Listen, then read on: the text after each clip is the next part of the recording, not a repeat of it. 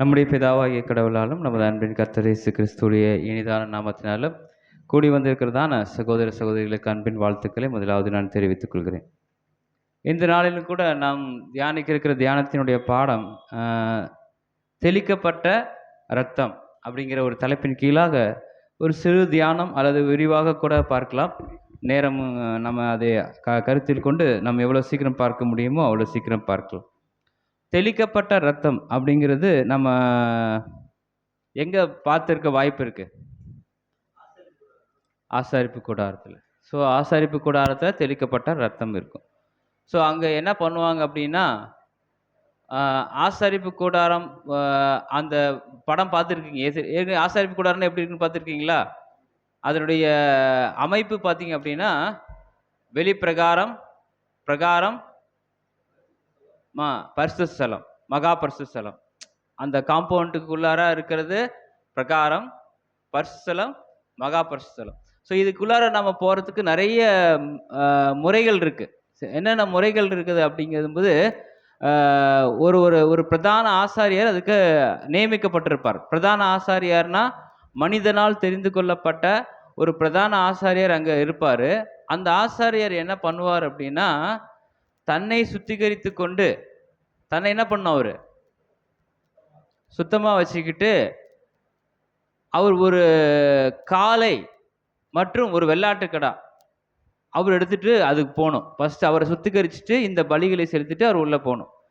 ரெண்டாவது, இவர் ரெடி ஆகிட்ட பின்னாடி ஜனங்களுடைய பாவங்களை நிவர்த்தி செய்யும் பொருட்டாக அவர் என்ன பண்ணணும் அப்படின்னா, 2 வெள்ளாட்டுக்கடா, ஒரு வெள்ளாட்டுக்கடா, இது 2 கூட்டிகிட்டு போய் அது ஜனங்களுடைய பாவங்களை நிவர்த்தி செய்யும்போது 1 போக்காடாக விடுவாங்க. அந்த 2 வெள்ளாட்டுக்களை சீட்டு போட்டு செலக்ட் பண்ணி, ஒன்று பாவ நிவாரண பலிக்காக ஒரு ஆட்டையும், மீது அந்த பாவங்களை சுமத்தி அந்த ஆட்டு மேலே தலையில் கை வச்சுட்டு அது போக்காடாக விட்டுருவாங்க. அப்படி ஒரு மெத்தட் இருக்கும். சரிங்களா? இது பாவ நிவாரண பலி.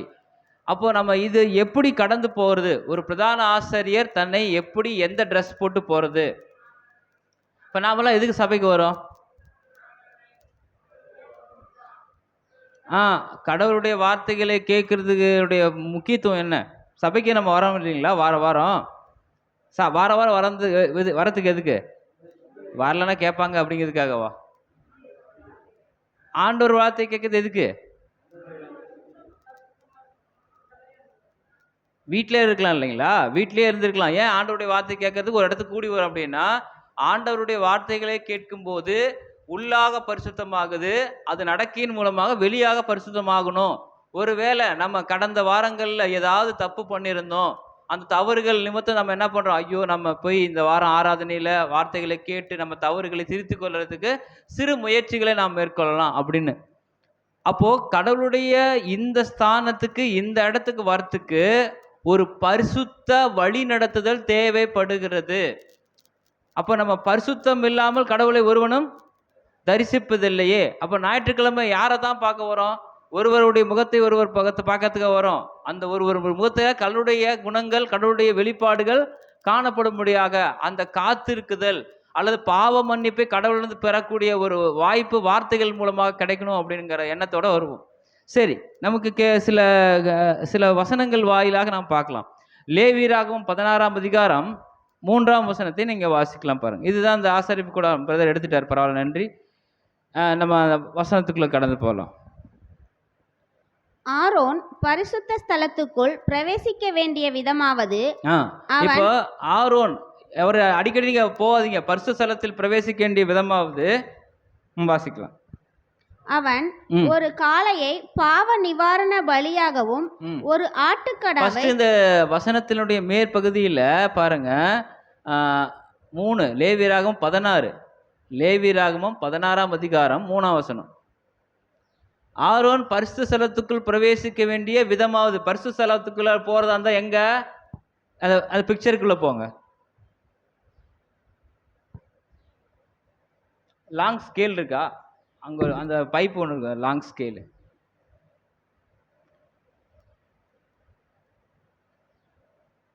பரவாயில்ல, பொறுமை எடுங்க, ஒன்றும் அவசரம் இல்லை. இருந்தா பாருங்க, இருக்கா? டிவியை உடைக்கிறதுக்கா? சும்மா ஒரு குச்சி மாதிரி இருந்தால் கூட போதும். சரி பரவாயில்ல, இல்லைன்னா விடுங்க பிரதர், விடுங்க விடுங்க. நான் கையிலே காமிச்சுக்கிறேன். இங்கே கையிலே காமிச்சுக்கிறேன், வாங்க பிரதர் வாங்க. இப்போ இந்த படத்தில் நான் பார்க்குறோம், கவனிங்க பாருங்க. இதுல 2 பார்ட் இருக்கும். இதுல 2 பகுதி. இதுல 2 பகுதி இருக்கும். இதுக்கு பேர் என்னது? வெளிப்பிரகாரம், பாளையம் சொல்லுவாங்க இல்லைங்களா, பாளையம். இது பிரகாரம். இந்த பிரகாரத்துக்குள்ளார போறதுக்கு ஒரு வாசல். இந்த வாசலுக்குள்ள போயிட்டு இங்க ஒரு வாசல் இருக்கும். அங்க பரிசு ஸ்தலம் இருக்கும். பரிசு ஸ்தலத்துக்கு உள்ளார லாஸ்டா மகா பரிசு ஸ்தலம் இருக்கும். அப்போ இங்க இருந்து பிரவேசிக்கிற இந்த பகுதியில் இப்போ சுத்திகரிப்பினுடைய வேலைகள் நடக்குது. தண்ணீர் தொட்டி, சுத்திகரிப்புடைய நிறைய வேலைகள் இருக்கு. பரவாயில்ல, நன்றி.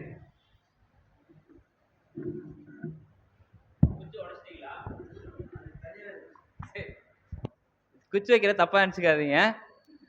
இங்க பாருங்க, இந்த வழியாக உள்ள வந்துட்டு சில வேலைகளை செய்யணும். ஒரு சகோதரர் வந்து பிரதான ஆசிரியர் எல்லாருமே உள்ள போக முடியாது. பாளையத்தில் இருக்கிற ஜனங்கள் வந்து எல்லாரும் உள்ள போயிடலாமா? உள்ள போகக்கூடாது. பாளையத்தில் இருக்கிற ஜனங்கள் எல்லாரும் உள்ள போகக்கூடாது. ஆனா யார் உள்ள போகலாம்? ஆசாரியர்கள் என்று சொல்லப்படக்கூடிய லேவியர்கள், பிரதான ஆசாரியர்கள் உள்ள போகலாம்.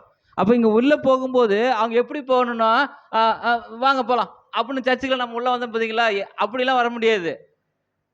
எப்படி உள்ளே வரணும்?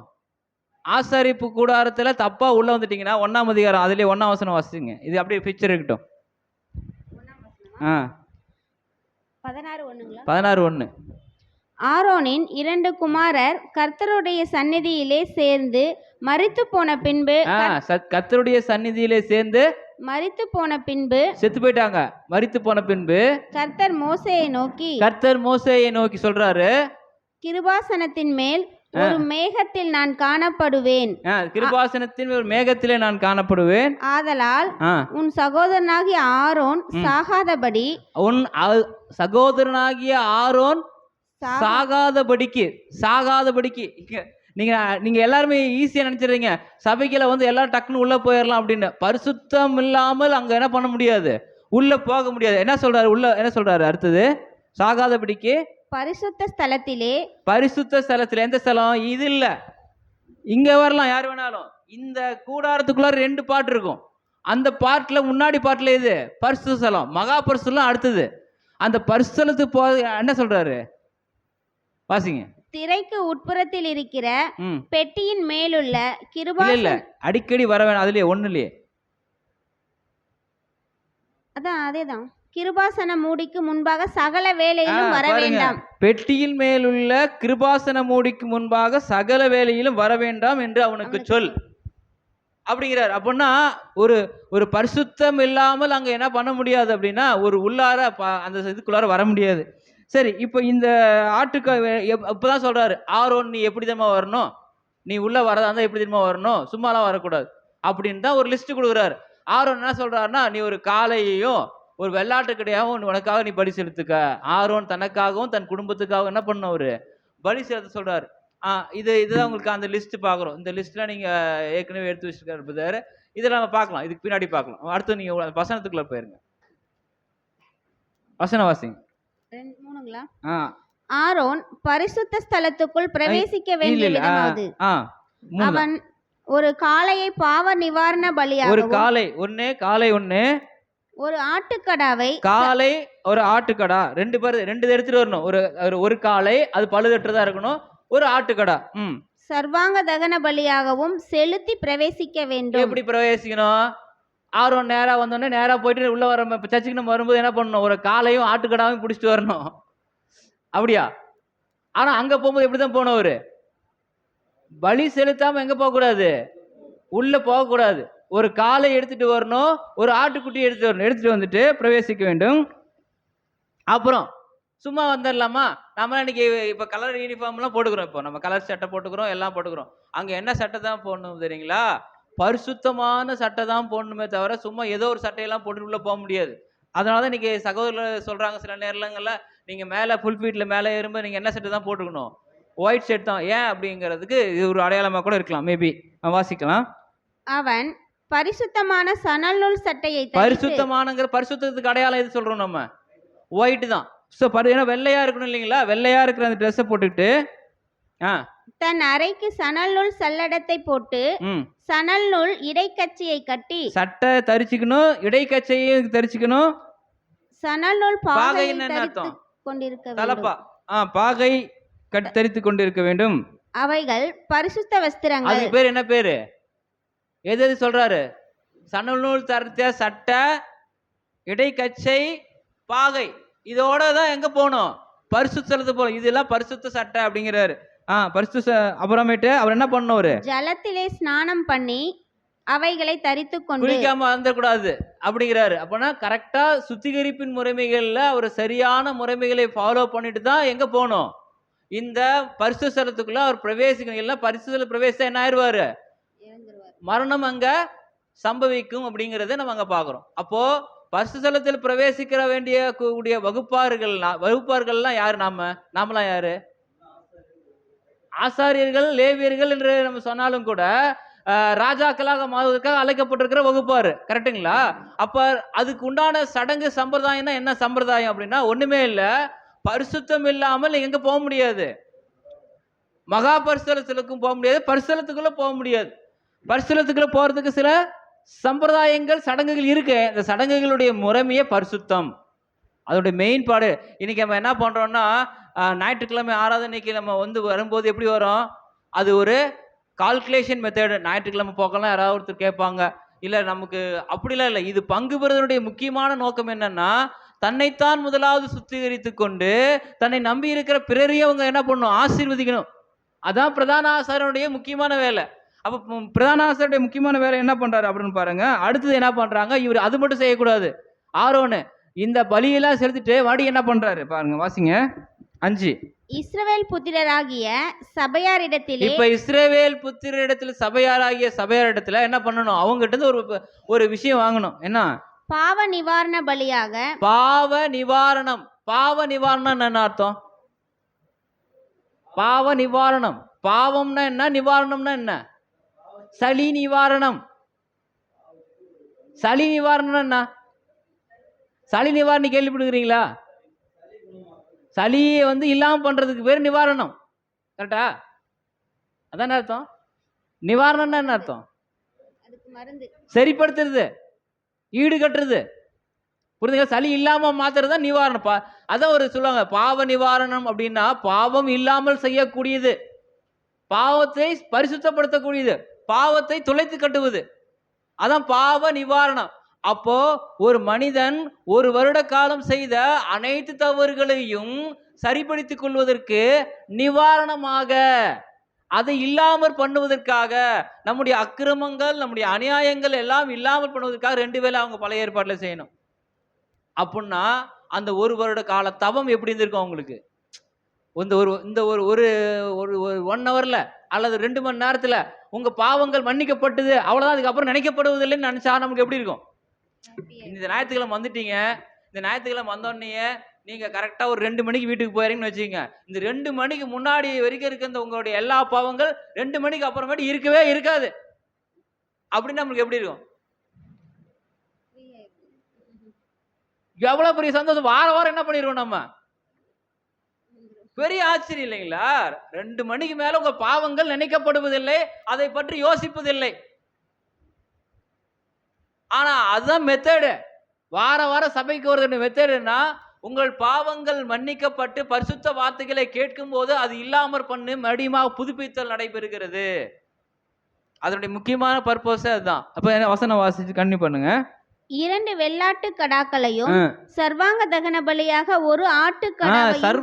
சர்வ அங்க தகன பலி. தகன பலினா எரிக்கிறது, தகனம்னா எரிக்கிறது, சர்வ அங்கம்னா பீஸ் பீஸா போட்டு சர்வ எல்லாத்தையும் கரெக்டான நலமானவைகளை கொளுத்துவைகளை எடுத்து தகனிக்கிறது.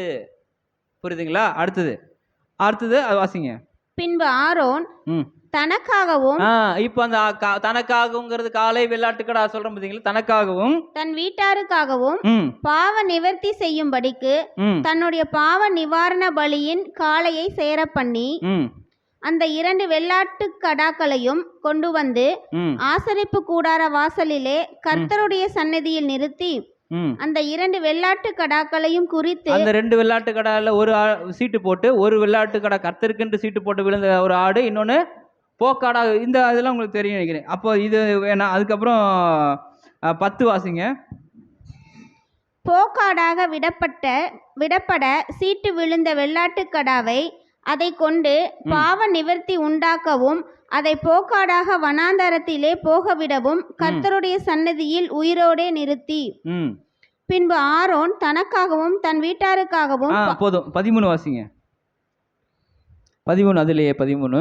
தான் சாகாதபடிக்கு தூப மேகமானது சாட்சி பெட்டியின் மேல் இருக்கும் கிருபாசனத்தை மூடத்தக்கதாக கர்த்தருடைய சந்நிதியில் அக்கினியின் மேல் தூப வர்க்கத்தை போட கடவன். பின்பு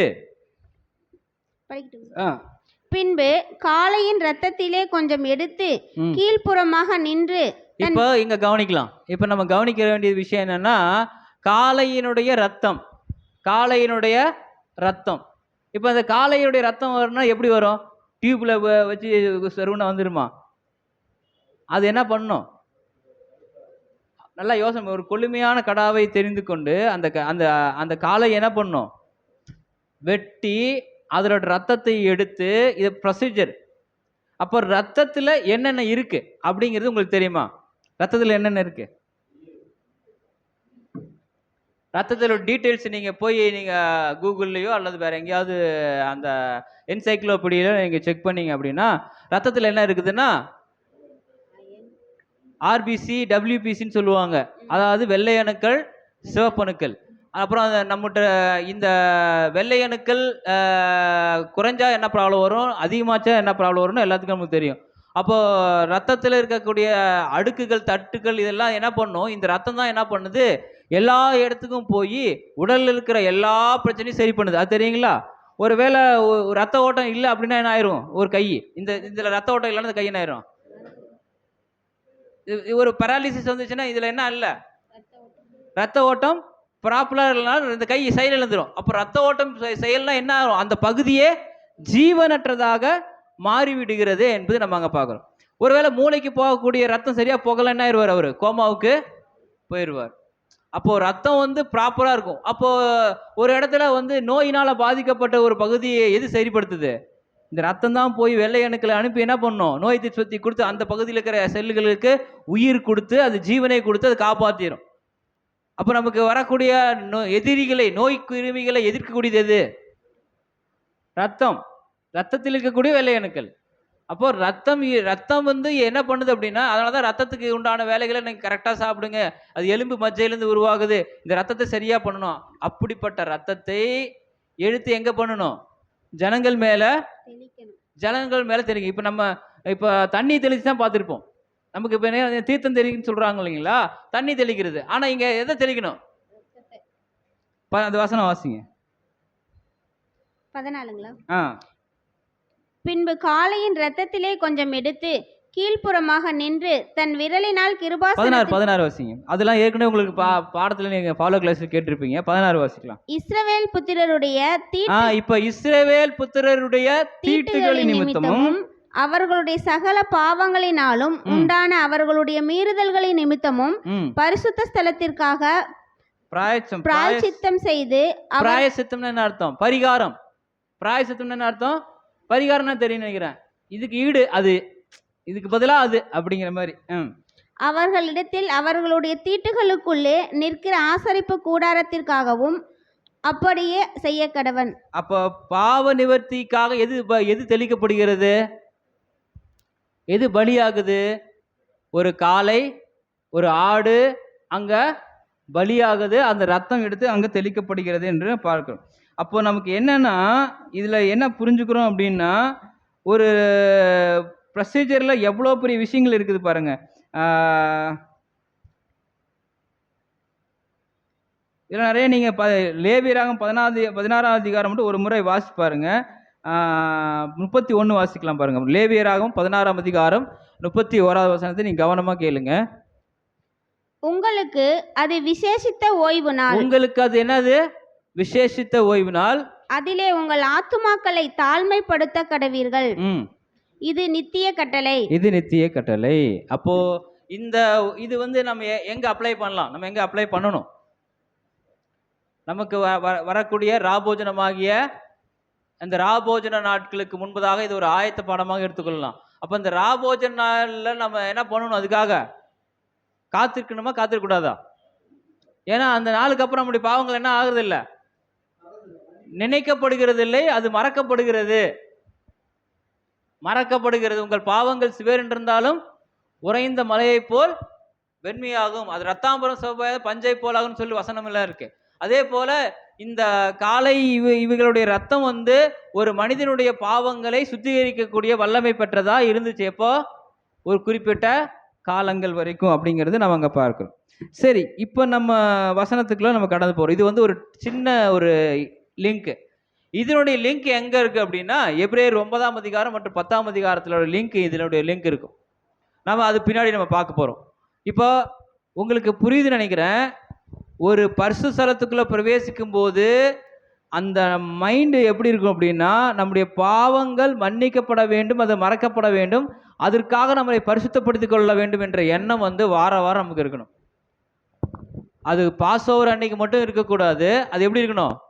வார வாரம் இருக்கணும். வார வாரம் இருக்கும்போது தான் நீங்கள் நல்லா நினச்சி பாருங்க, குளிக்கணும், சுத்தமான ட்ரெஸ் போட்டுக்கணும், இடுப்பில் அரைக்கச்சி கட்டிக்கணும், பாகை போட்டுக்கணும், பலி செலுத்தணும். அந்த பலிகள் ஜனங்கள் மேல் செலுத்த மாதிரி சிந்தனையோடு தான் பிரதான ஆசாரியர் எப்பொழுதுமே இருப்பார். பாவம் இல்லாமல் யாரை தரிசிக்க முடியாது?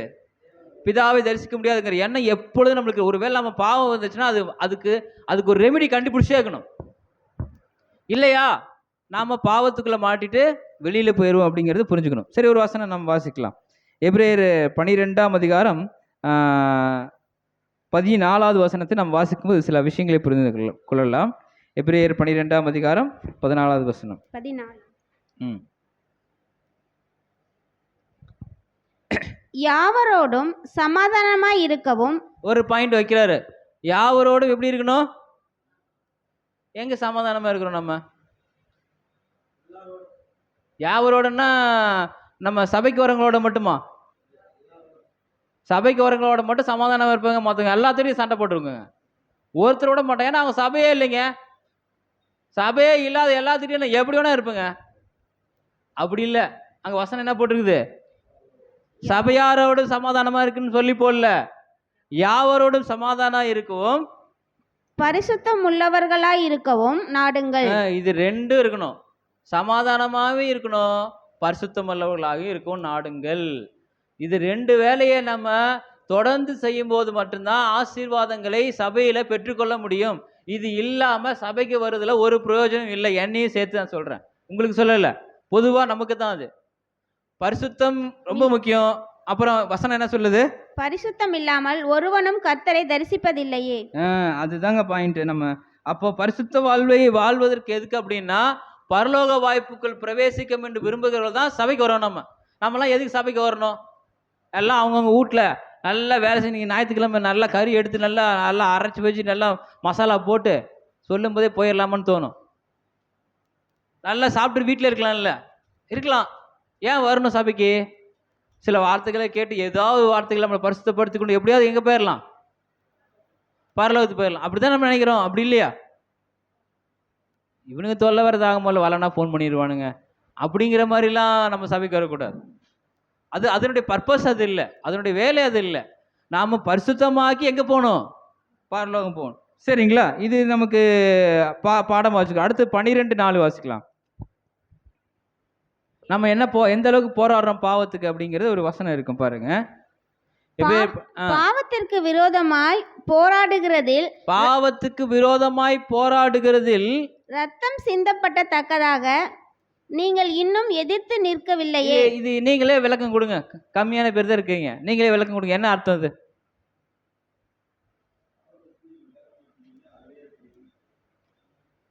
இல்ல, சொல்ற பாயிண்ட் கிட்டத்தட்ட வரும், ஆனா அது வரல. இது ஆர்சியில ட்ரை பண்ணி பாருங்களேன், இருக்கான். பாவத்துக்கு விரோதமாய் போராடுகிறதில் ரத்தம் சிந்தப்படத்தக்கதாக. பாவத்திற்கு எதிரான போராட்டத்தில் ரத்தம் சிந்தும் அளவுக்கு நீங்கள் இன்னும் எதிர்த்து சரி, இப்போ நிற்கவில்லை. இப்போ சொல்லுங்க. இப்போ கொஞ்சம் எழுத்து மாத்தி போட்டுக்கிறோம். கிட்டத்தட்ட சேவான்மை வச்சுக்கலாம். அப்புறம் பாவத்திற்கு எதிரான போராட்டமே இன்னும் செய்யல. ரத்தம் சிந்தனா என்னை சாவடிச்சா கூட நான் பாவம் செய்ய மாட்டேன். புரியுதுங்களா? இது யார் பண்ணாரு? சேவான் பண்ணாரு. கல் அடிச்சு ரத்தம் சிந்தப்பட்டுச்சு. அவருடைய ரத்தம் சிந்தப்பட்டுச்சு. அப்ப ரத்தம் சிந்தும் போது அவர் என்ன நினைச்சிருப்பாரு? மறிச்சிருவார். ரத்தம் சிந்தினா என்ன ஆயிடுவார்? நான் எதுக்காக மறிச்சுங்கிறது தான் முக்கியம். நான் ஒரு பெரிய தப்பு பண்ணிட்டேன், என்னை 10 பேர் கல் எடுத்து அடிச்சு கொள்றாங்கன்னா நம்ம என்ன பண்ணணும்? நான் பெற்ற தப்புக்கு நான் என்ன பண்றேன்? தண்டனை அனுப்புகிறேன். அப்போ இந்த திருடன் சொல்லுவார்ல, அந்த சிலுவையில் அறியப்பட்ட கல்லர்கள் 2 பேர்ல, நான் பண்ண தப்புக்கு அவர் ஒரு தப்பும் பண்ணலை அப்படிங்கும்போது, தப்பு பண்ணாததுக்கு தண்டனை அனுப்புகிறது தான், இல்லை தப்பு பண்ணிட்டு தண்டனை அனுப்புகிறது நல்லதா? ரத்தம் சிந்தினாலும் பரவாயில்ல, நான் என்ன பண்ண மாட்டேன்? பரிசுத்தத்துக்கு விரோதமாக நான் என்ன பண்ண மாட்டேன்? செயல்பட மாட்டேன் அப்படிங்கிற எண்ணம் யாருக்குள்ள இருக்கு? நமக்குள்ள இருக்கா? புரியாது, கொஞ்சம் கஷ்டம்தான். நான் பாவம் செய்யக்கூடாதுங்கிறதுக்கு என்ன யாராவது கொலை செஞ்சா, நீ ஒரு பாவம் செய்யணும் ஒன்று கொலை செய்ய வந்தால் கூட என்ன பண்ண, ஓகே கொலை செஞ்சிருக்கா, நான் பாவம் செய்ய மாட்டேன் அப்படின்னு சொல்லுவோமா? கடவுளுக்கு விரோதமான வார்த்தைகளை நீ பேசுறீங்க, நான் உன்னை கொல்லாம விட்டுறேன் அப்படின்னா நீங்கள் விட்டுருவீங்களா? அந்த மாதிரி நிறைய நம்ம ஆப்ஷன் போட்டு பார்க்கணும். அப்போ பரிசுத்தமான வாழ்க்கை வாழ்வது ரொம்ப ரொம்ப இந்த பூமியில் கடினம். ஆனால் அதன் மத்தியில் என்ன பண்ணணும்? வாழணும். இன்றைக்கி நம்ம நிம்மதியாக இருக்காங்க இல்லைங்களா? நம்ம நிம்மதியாக தானே இருக்கிறோம். கண்டிப்பாக காசு இல்லைனாலும் நிம்மதியாக தான் இருக்கிறோம். சோறு இல்லைனா கூட நிம்மதியாக இருக்கிறோம். ஆனால் இப்போ இஸ்ரேலு, அந்த துபாய், அந்த சைட்லாம் போய் பாரு, நிம்மதியாக இருப்பாங்களா?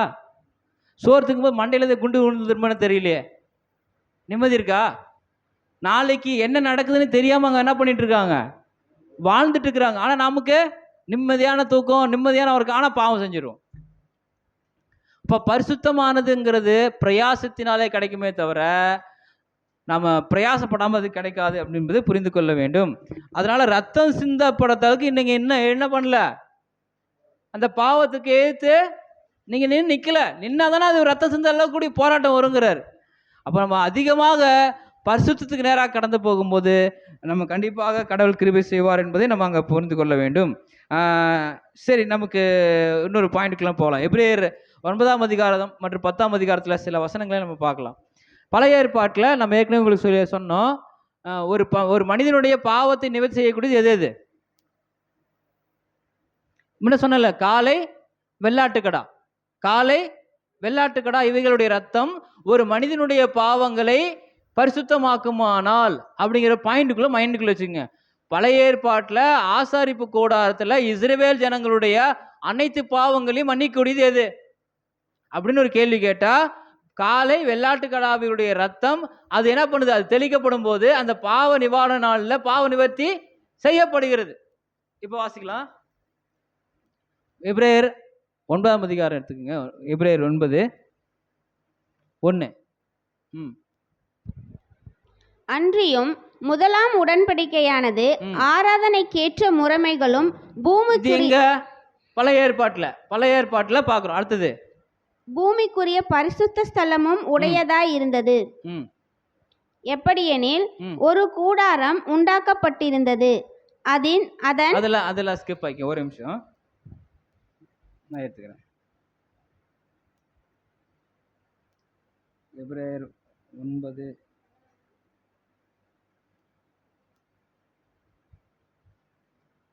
9:7 வாசிங்க. 7 எபிரேயர் 9:7.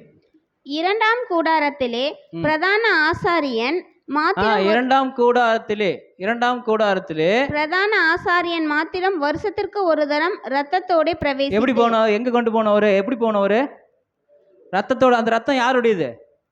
காளை, வெள்ளாட்டுக்கடாவுடைய ரத்தத்தோட என்ன பண்ண பிரவேசித்து அந்த ரத்தத்தை தனக்காகவும் ஜனங்களுடைய தப்பிதங்களுக்காகவும் செலுத்துவான். அப்படி வாசிங்க. அதனாலே முதலாம் கூடாரம் நிற்கும் அளவும் பரிசுத்த ஸ்தலத்திற்கு போகிற மார்க்கம் இன்னும் வெளிப்படவில்லை என்று பரிசுத்த ஆவியானவர் தெரியப்படுத்தி இருக்கிறார். 11:12 மட்டும் வாசிங்க. 11:12.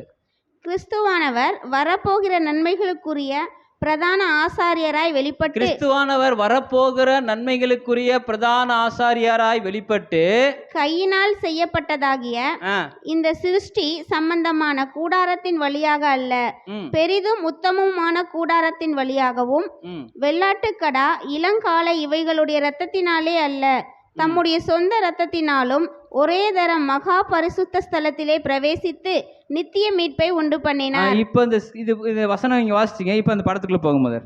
இப்போ அந்த படத்துக்குள்ளே போங்க. இப்போ பாருங்க, இதுதான் இது முதலாம் உடன்படிக்கையினுடைய காலத்தில் நடந்த சம்பவங்கள். இங்கே ஒரு பிரதான ஆசிரியர் உள்ளே போய் பரிசுத்தலம் மகா பரிசுத்தலத்துக்குள்ள போய் என்ன பண்ணணும்? ரத்தத்தை சில முறைமைகள் இருக்கு, அதை 7 முறை என்ன பண்ணணும்? தெளிப்பாங்க, மெத்தடை வச்சு தெளிப்பாங்க. அப்போ இந்த முதலாம் உடன்படிக்கைக்குள்ளார இவர் எத்தனை தடவை போகணும்? ஒரு வருஷத்துக்கு ஒரு முறை, வருஷத்துக்கு ஒரு முறை. அது எத்தனை முறை போகணும்? அவர் வாழ்ற வரைக்கும், ஜனங்கள் வாழ்ற வரைக்கும் அவர் என்ன பண்ணிட்டே இருக்கணும்? இந்த பிரதான ஆசிரியர் போவாரு, ஜனங்கள் பாவம் செய்வாங்க, பிரதான ஆசிரியர் போவாரு, மறுபடியும் ஜனங்கள் பாவம் செய்வாங்க, பிரதான ஆசிரியர் போவார். இது பழைய மெத்தேடு. ஆனா புது மெத்தேட்ல என்ன நடந்துச்சு? இயேசு கிறிஸ்துவே என்ன பண்ணிட்டாரு?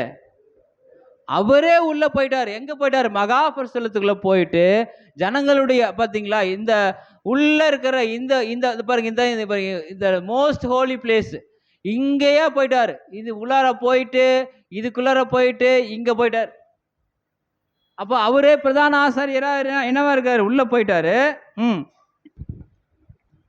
தம்முடைய சொந்த 13:14 வாசிங்க. 13:14. அது எப்படி எனில் காளை வெள்ளாட்டுக்கடா இவைகளின் இரத்தமும் தீட்டுப்பட்டவர்கள் மேல் தெளிக்கப்பட்ட கடாரியின் சாம்பலும் சரிசுத்தி. பாருங்க, அது எப்படி எனில் காளை வெள்ளாட்டுக்கடா இவைகளின் இரத்தமும் தீட்டுப்பட்டவர்கள்னா பாவம் செய்தவர்கள் மேல தெளிக்கப்பட்ட கடாரினுடைய சாம்பலும் என்ன உண்டாகுது? சரீர சுத்தி உண்டாகும்படி. என்ன உண்டாகுது? சரீர சுத்தி. நம்மளை பாவம் இல்லாமல் மாற்றக்கூடிய சக்தி எதுக்கு இருக்குது? அது உண்டாக்கும்படி பரிசுத்தப்படுத்துமானால், அது பரிசுத்தப்படுத்துமானால் நித்திய ஆவியினாலே தம்மை தாமே பழுதற்ற பலியாக, நித்திய ஆவியினாலே தம்மை தாமே பழுதற்ற பலியாக தேவனுக்கு ஒப்பு கொடுத்த கிறிஸ்துவனுடைய ரத்தம் ஜீவனுள்ள தேவனுக்கு ஊழியம் செய்வதற்கு உங்கள் மனசாட்சியை. இங்கதான் சொல்றாரு. யாருடைய மனசாட்சி? உங்கள்ங்கிறது யாரு? இது நம்ம பழைய ஏற்பாட்டில் இஸ்ரேல் ஜனங்களுக்கு. இது உங்கள் யாரு? நாம் உங்கள் மனசாட்சியை செத்த கிரியைகளை சுத்திகரிப்பது எவ்வளவு நிச்சயம் அப்படிங்கிறார். அப்போ நம்ம என்ன கவனிக்கிறோம் அப்படின்னா, இயேசு கிறிஸ்துடைய ரத்தம் என்ன பண்ணுது அப்படின்னா, பாவ மன்னிப்பை கொண்டு வருவது மட்டுமல்ல, ஒரு மனிதனை என்ன பண்ணுது? செத்த கிரியைகளார சுத்திகரிப்பது எவ்வளவு நிச்சயம் என்பது புரிஞ்சுக்கணும். நம்ம இன்னைக்கு போய் என்ன பண்ண தேவையில்லை. பாவ நிவர்த்திக்காக வெள்ளாட்டுக்கடா இளங்காலை இதெல்லாம் நம்ம கொண்டு போக வேண்டிய அவசியம் இல்லை. அதுக்கான அது பழைய ஏற்பாட்டில் பிரதான ஆசிரியர் செய்ய வேண்டியது. அப்போ நமக்கு பாவங்களுக்கு யார் நிவர்த்தி ஆயிட்டாரு? அப்போ நம்ம இனி பாவம் செஞ்சால் என்ன நடக்கும்? ஆட்டோமேட்டிக்கா இப்போ நான் இயேசு கிறிஸ்துடைய ஞானஸ்தானம் எடுத்துட்டு பாவ மன்னிப்பு பெற்றுட்டேன். நீங்களும் பெற்றுட்டீங்களா? ஞானஸ்தானம் எடுத்துட்டு பாவ மன்னிப்பு பெற்றுட்டீங்களா இல்லையா?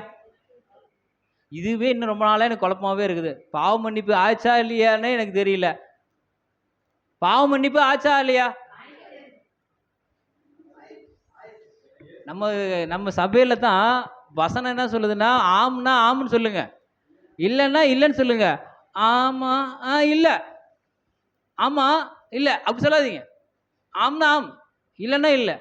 பாவ மன்னிப்பு உண்டாச்சா இல்லையா? உண்டாச்சு. நம்முடைய பாவம் நம்முடைய ஞானஸ்தான உடன்படிக்கையின் போது நம்ம பாவங்கள யார் சுத்திகரிச்சா? இயேசு கிறிஸ்துவின் ரத்தம். இயேசு கிறிஸ்துவின் ரத்தம் சுத்திகரிச்சு. அப்ப நம்மளோட பாவம் இருக்குதா இல்லையா? இப்ப ஏப்பதார் நீங்க கேட்கிற கேள்வி என்ன குழப்புன்னு குழப்புறீங்க. ஏற்கனவே இப்பதான் செடியா இருக்கேன், மறுபடியும் குழப்புறீங்க. பாவம் இருக்கா இல்லையா? நீங்க பாவம் செஞ்சீங்கன்னா பாவம் இருக்கும். பாவ மன்னிப்பு எது? பழைய பாவங்கள் எல்லாம் என்ன இருந்துச்சு? எல்லாம் மன்னிக்கப்பட்டது. இப்ப பாவம் செஞ்சீங்கன்னா பாவம் என்ன இருக்கும்? பாவம் இருக்கும். ஆனா அந்த பாவத்துக்கு சுத்திகரிப்புக்கு எங்க வரணும்? எது சுத்திகரிக்குங்கிறது தெரியணும் ஃபர்ஸ்ட். அங்க காளை வெள்ளாட்டுக்கடா பழைய ஏற்பாட்டுல சுத்திகரிச்சிச்சு. இங்க என்ன சுத்திகரிக்கும்? ஆ இங்க வந்து தேவனுடைய வார்த்தைகளை கேட்கும் போது நம்முடைய இருதயம் சுத்திகரிக்கப்படுகிறது. இன்னொன்னு,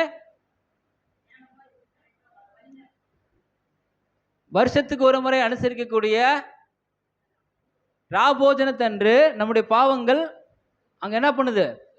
சுத்திகரிக்கப்பட்டு புதுப்பிக்கப்படுகிறது. மீண்டும் இயேசு கிறிஸ்து பலியாகணும். அதுக்காக அவர் ஆல்ரெடி ஏற்கனவே என்ன ஆயிட்டாரு? பலி ஆயிட்டாரு. அது உங்களுக்கு பூர்ணமா கொடுக்கப்பட்டுச்சு. அவ்வளவுதான். மீண்டுமாக நீங்க அதை போய் நீங்க ஆண்டவரே உடைய ரத்தத்தினால கழுவி சுத்திகரின்னு சொல்ல வேண்டிய அவசியம் இல்லை. நீங்க பாவம் செஞ்சா ஆட்டோமேட்டிக்கா அது என்ன பண்ணிடுது? சுத்திகரி பண்ணிடுது. ஆனா நீங்க என்ன பண்ணணும்? உங்களை புதுப்பிக்கிறதுக்கு ஒரு நாள் அங்க இருக்கு. அந்த நாளில் போய் உங்களை என்ன பண்ணிக்கணும்? உங்களை தாழ்மைப்படுத்தி கொண்டு உங்களை புதுப்பித்துக் கொள்ள வேண்டும் என்பதை நம்ம அங்கே பார்க்கணும். சரி, இதிலே நம்ம அதில் இது வாசிங்க. எபிரேயர் 10ஆம் அதிகாரம் எடுத்துக்கொள்ளுங்க. எபிரேயர் 10ஆம் அதிகாரம். பாப்பாடு கூட வாசி. எபிரேயர் 10:1 அதை பார்த்து வாசி. இப்படி இருக்க நியாயப்பிரமாணமானது இப்படி இருக்க நியாயப்பிரமாணமானது வரப்போகிற நன்மைகளின் பொருளாயிராமல் அவைகளின் நிழலாய் மாத்திரம் இருக்கிறபடியா. நம்ம பாடத்துக்குள்ள வரோம், கவனிக்கிறோம். என்ன கவனிக்கிறோம் அப்படின்னா, இங்க பாருங்க, நிழலாய் மாத்திரம் இருக்கிறபடியால் வருஷம் தோறும் இடைவிடாமல் செலுத்தப்பட்டு வருகிற. நம்ம வருஷத்துக்கு ஒரு முறை தானே சொன்னோம். இது என்னது? இடைவிடாமல் செலுத்தப்பட்டு வருகிற.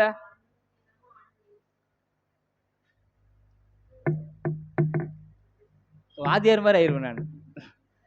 வருஷந்தோறும் இடைவிடாமல் செலுத்தப்பட்டு வருகிற ஒரே விதமான பலிகளினாலே அவைகளை செலுத்தி வருகிறவர்களை ஒரு காலம் பூர்ணப்படுத்தாது. யாரெல்லாம் பாவம் செஞ்சுட்டு வராங்களோ 7ஆம் மாசத்துலயும் அதே மாதிரி நடக்கும். பாசோவர்ங்கிறது எந்த மாசத்துல நடக்குது? ராபோஜனம் எந்த நம்ம கொண்டாடுறது எந்த மாசம்? நீசான் மாசங்கிறது இஸ்ரேல் ஜனங்களுக்கு எந்த மாசம்? முதலாவது மாசம். புரியுதுங்களா? 7ஆம் மாசத்துலயும் இதே நடக்கும். 1ஆம் மாசத்துல நடந்தது 7ஆம் மாசத்துலயும் நடக்கும். அப்போ வாசிங்க. ஒரே விதமான பலிகளினாலே அவைகளை செலுத்தப்படுகிறவர்களை ஒரு காலம் பூரணப்படுத்த மாட்டாது. 3 வாசிங்க. 3.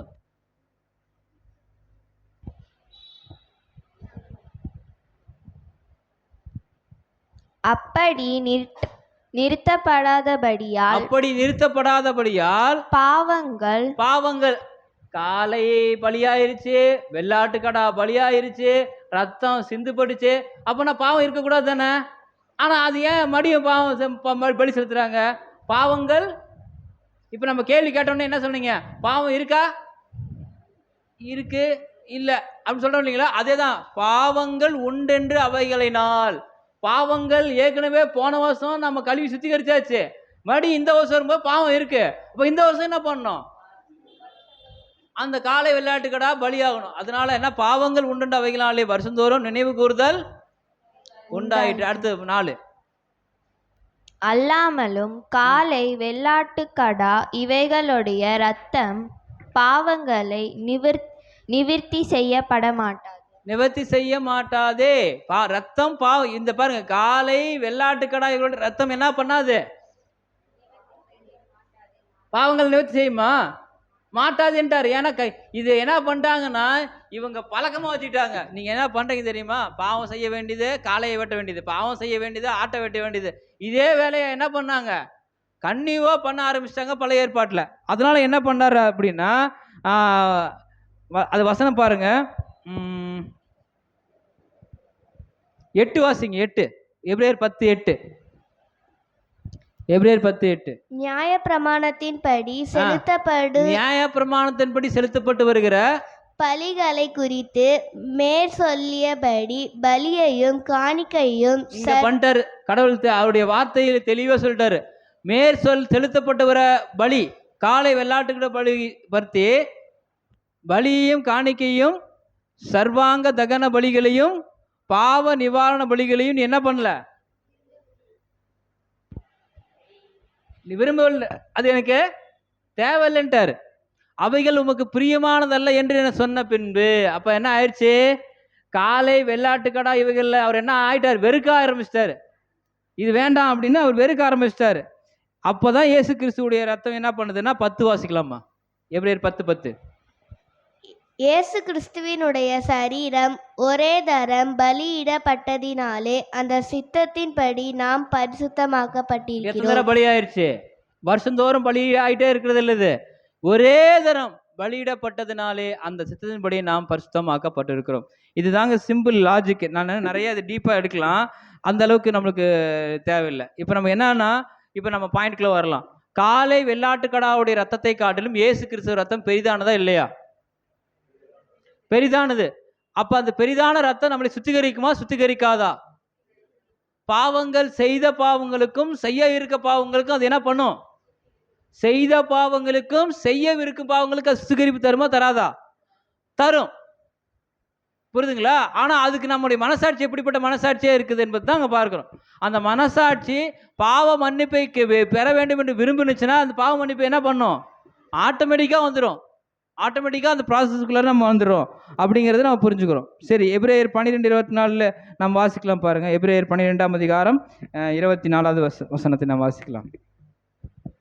புது உடன்படிக்கையின் மத்தியஸ்தர் ஆகிய இயேசுவினிடத்திற்கும் ஆபேலினுடைய இரத்தம் பேசினதை பார்க்கிலும் நன்மையானவைகளை பேசுகிற இரத்தமாகிய வந்திருக்கிறோம் பாருங்க. புதிய உடன்படிக்கையின் மத்தியஸ்தர் இயேசு கிறிஸ்து, ஆபேலுடைய ரத்தம் பேசினதை பார்க்கணும் நன்மையா. ஆபேலுடைய ரத்தம் என்ன பேசுச்சு? என்னை யாராவது கொண்டாங்க, நன்மையில பேசல. ஒருத்தர் மேல பலி செலுத்துச்சு, என்னை யாராவது கொண்டாங்கன்னு இயேசு கிறிஸ்து ரத்தம் பேசி இருக்குமா? இயேசு கிறிஸ்து யார் கொண்டது?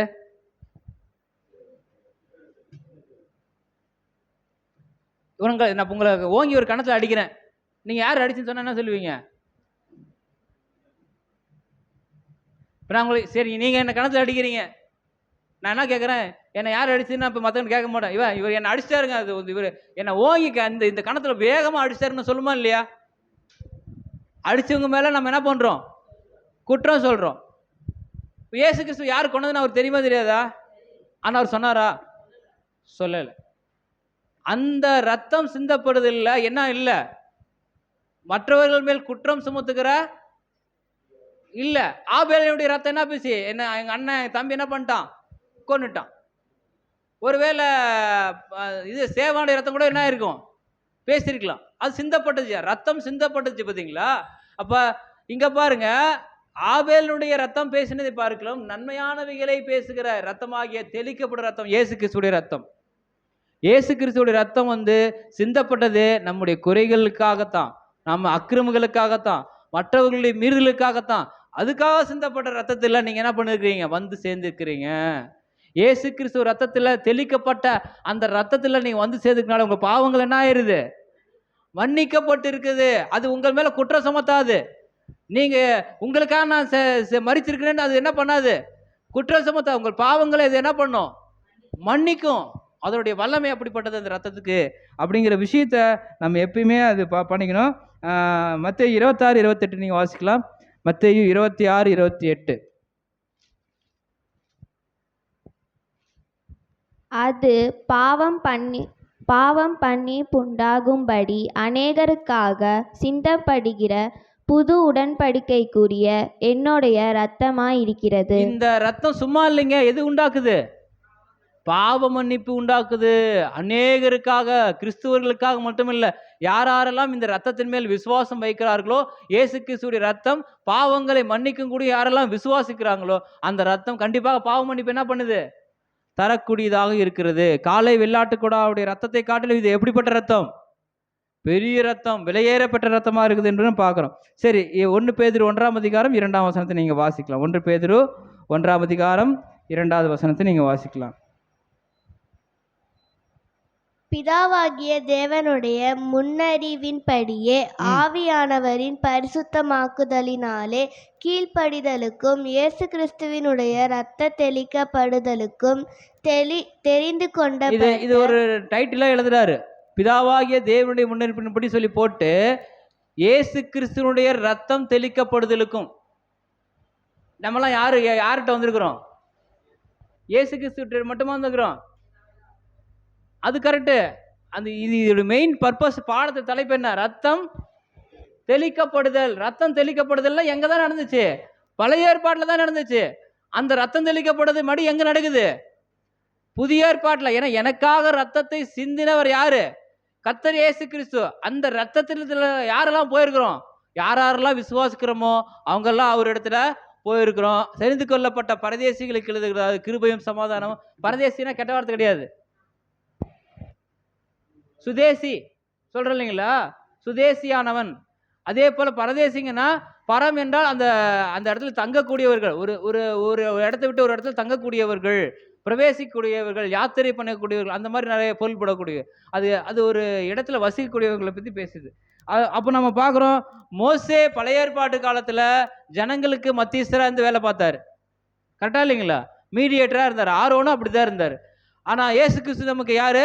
கடவுளுக்கும் மனிதனுக்கும் மத்தியஸ்தராக இருந்து மீடியேட்டர் பண்ணி நம்முடைய பாவங்களுக்காக என்ன பண்றார்? பரிந்து பேசக்கூடிய வக்கீலாக செயல்பட்டு கொண்டிருக்கிறார் என்பதை நம்ம என்ன பண்ண வேண்டாம், மறந்துட வேணாம் என்பதை நம்ம அங்கே புரிஞ்சுக்கிறோம். அப்போ நமக்கு கொஞ்சம் ஓரளவுக்கு புரியும் நினைக்கிறேன். காலை வெள்ளாட்டுக்கடா இவர்களோட ரத்தத்தை பார்க்கலும் விரையேறப்பட்ட ரத்தம் இயேசு கிறிஸ்துவின் ரத்தம். இந்த ரத்தம் நமக்காக பரிந்து பேசுதுன்னா எவ்வளவு பெரிய விஷயம். மற்ற ஆபேல் ரத்தம் வேற ஏதோ பேசிச்சு, ஆனா இந்த ரத்தம் என்ன பேசுது? இந்த வருஷம் போனா போதும், இந்த வருஷம் என்ன போயிட்டோம், இவன் இருந்துட்டு போட்டோம், என் ரத்தத்தை கொடுத்து நான் என்ன பண்றேன், என்னை காப்பாத்துறேன், இந்த வருஷம் பொழைச்சிட்டு போட்டோம். பரிந்து பேசுது யார்கிட்ட? பிதாவாய கடவுள்கிட்ட.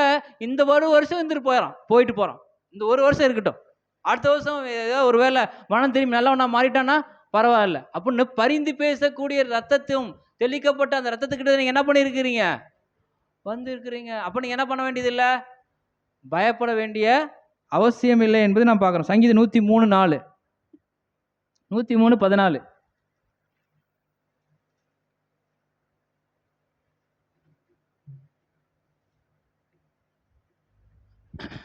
நம்முடைய உருவம் இன்னதென்று அவர் அறிவார், நாம் மண் என்று நினைவு கூறுகிறார். நம்ம யாருன்னு அவருக்கு தெரியும். நம்ம யாரு?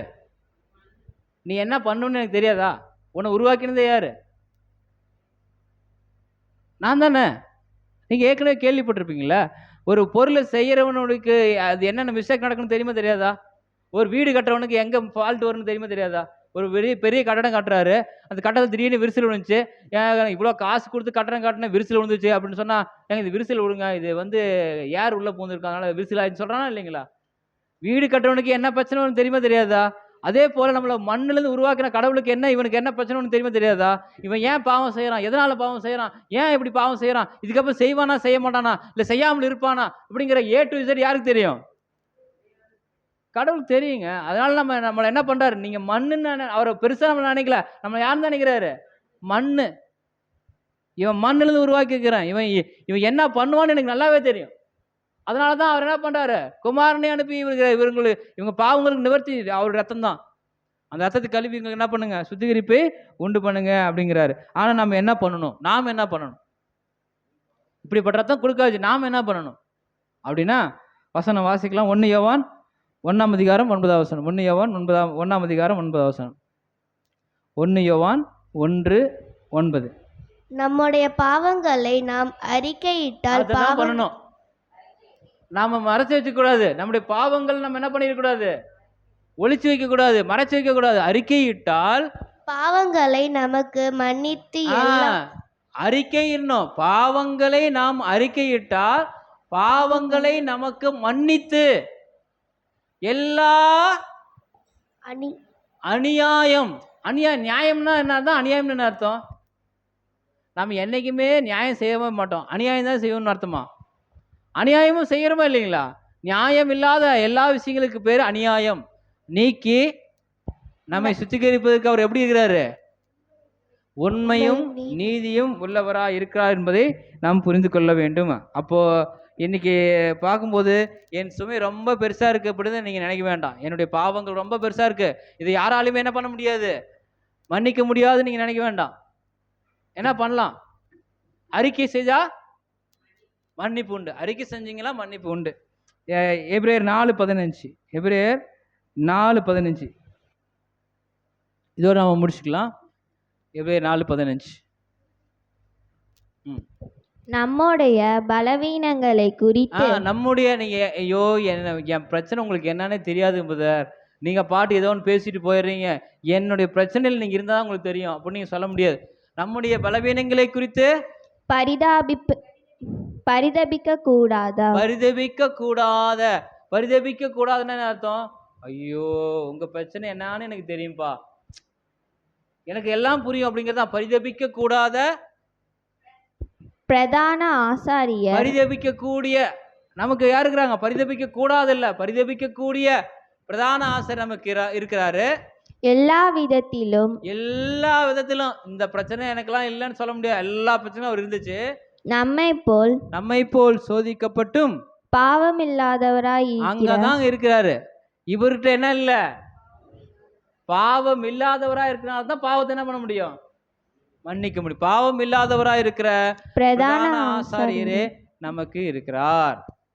அப்போ பிரதான ஆசாரியர் பழைய ஏற்பாட்டு காலத்துல ஸ்டில்லுக்குள்ள போயிருங்க, ஸ்டில்லுக்குள்ள போயிருங்க. இன்னொரு ஸ்டில். சரி, அது வைங்க. இப்ப பாருங்க, இதுதான் டேபர்னேக்கிள், பழைய ஏற்பாட்டு காலத்தில் இருக்கக்கூடிய ஆசாரிப்பு கூடாரம். இந்த ஆசாரிப்பு கூடாரத்துல வாசல்கள் எத்தனை வாசல் இருக்கும்? நீங்க பாடம் கேட்டீங்களா இல்லையா? நீங்க படத்தை அதுக்குள்ள ஏப்பா அதே வைப்பா. இதுல ஒரு வாசல் தெரியுதா? வாசப்படி 1, இங்க ஒரு வாசப்படி இருக்கா? 2, இங்க ஒரு வாசப்படி இருக்கா? எத்தனை வாசப்படி இருக்குது? இந்த வாசல்களுக்கெல்லாம் வழி யாரு? அதுக்கு வசனம் இருக்கா இல்லையா? நானே வழியும் ஆடுகளுக்கு வாசல். உங்களுக்கெல்லாம் நான் இங்க பெயர் சபையில் இருக்கும்போது இன்னாரும் ஆமேன் அப்படின்னு அல்லையிலேயே போட்டிருப்பாங்க. ஆடுகளுக்கு வாசல் யோவான் 10ஆம் அதிகாரத்தில் வரும் பார்த்தீங்களா? ஆடுகளுக்கு வாசல் நானே. இயேசு கிறிஸ்துவே அந்த ஆடுகளுக்கு வாசல். நாமெல்லாம் யாரு? ஆடுகள். அது நாமெல்லாம் யாருன்னு கேட்டா காளைகள்ன்றாதீங்க. நாமெல்லாம் யாரு? ஆடுகள். வழி தப்பி போன ஆடுகள். கண்டுபிடிச்சு என்ன பண்றாரு? கூட்டு வர்றாரு. பார்த்தீங்களா? இந்த ஆடுகளுக்கு வாசல் நானே. இயேசு கிறிஸ்து இந்த வழியாய் உள்பிரவேசித்து பரிசுத்தலத்தை தாண்டி மகா பரிசுத்தலத்துக்குள்ள என்ன இருக்காரு? பிரவேசிச்சிட்டாரு. மீனுமாக இங்க எது கொண்டு போடப்பட வேண்டியது இல்லைன்னா காளை வெள்ளாட்டுக்களா இவர்களுடைய ரத்தம் அல்ல, இயேசு கிறிஸ்துடைய ரத்தமே இங்க என்ன ஆயிருச்சு? நிரந்தரமாக நம்ம எல்லாருக்காகவும் பலியாயிருச்சு. ஒரு பிரதான ஆசாரியராக யார் இருக்காரு? இயேசு கிறிஸ்து இருக்கிறார். இங்க மனிதனால் தெரிந்து கொள்ளப்பட்ட பிரதான ஆசிரியர் தன்னை சுத்திகரித்து கொண்டு தன்னுடைய குடும்பத்துக்காக பாவ நிவர்த்தி செய்து கொண்டு ஜனங்களுடைய பாவத்தை நிவர்த்தி செய்யணும். ஆனா இப்ப அப்படி இல்லை. இயேசு கிறிஸ்துவே நமக்காக பிரதான ஆசாரியா இருந்து ஜனங்களுடைய பாவங்களை என்ன பண்றாரு? அப்ப நம்முடைய பாவங்கள் எப்படி மன்னிக்கப்படும்? அறிக்கையிட்டால் கண்டிப்பா மன்னிப்பு தருவார். இல்லை நான் ரொம்ப வீம்பு பிடிச்சவங்க, நான் அறிக்கையெல்லாம் செய்ய மாட்டேன், நான் அப்படித்தான் இருப்பேன்னா உங்க பாவங்கள் மன்னிக்கப்படுமா? கேட்கிற எவனும் இனிமேட்டு அடுத்து 1 மார்க் கொஸ்டின் மாதிரி அடுத்த வாரத்துலேருந்து வச்சு இனிமேட்டு யாராவது கேள்வி கேட்பேன் அப்படின்னா ஒரு வசனத்துக்கு பிற்பகுதி நீங்கள் சொல்லணுன்ற. கேட்கிற எவனும் பெற்றுக்கொள்வான், தட்டுகிற எவனுக்கும் அப்பாடா தட்டுகிற எவனுக்கும் கேளுங்கள் கொடுக்கப்படும், தட்டுங்கள் திறக்கும். இது தெரியும். அதே தான். அப்போ கேளுங்கள் அப்படின்னா இந்த நீங்கள் அறிக்கையிட்டீங்கன்னா உங்களுக்கு பாவங்கள் உங்களுக்கு கண்டிப்பாக மன்னிக்கப்படும். பொறுமையோட கேட்டவங்கள் அனைவரையும் கடவுள் தாமே ஆசீர்வதிப்பாராக. ஆமென்.